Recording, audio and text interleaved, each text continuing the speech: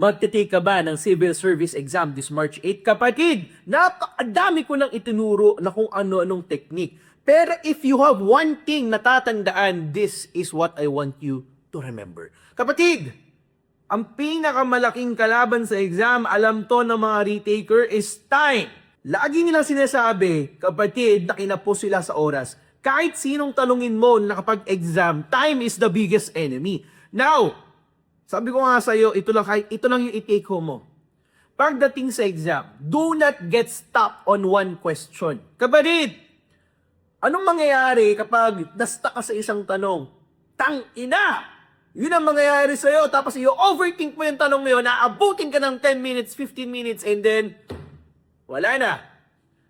Always remember at lagi mong ipapaalala sa sarili mo, one question is 1 minute. Therefore, you cannot waste time, even 5 seconds or 10 seconds. Bakit? Kasi nga, kapatid, kapag nagsayang ka ng 1 minuto, minus 1 point. Therefore, what do you do? Simple lang, kapatid. Anong gagawin mo? Kapag yung tanong, alam mo sa sarili mo na you cannot answer it within 15 seconds, you simply skip. Bakit? Skip mo. Kasi down the line, there will be easier answers there. Mga tanong na mas madaling sagutan. Yun ang target mo. Magkaroon ka ng safe na score. Kasi kadalasan, kagaya sa tunay na buhay, what do? We hold on to things. Alam ko na to.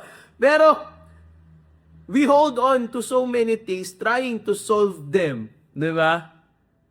Pero there must be easier ways na kung saan will serve you better. And kagaya sa exam, kapatid, inahin mo yung madali. Para lang meron kang safe and secure points para sa sarili mo. Yung mga mahihirap, you can do that later. Okay? Yun lang naman. Kasi bakit? Sa tunay na buhay, if you keep trying on holding on and pushing for something na hindi naman talaga para sa'yo, it will be very hard.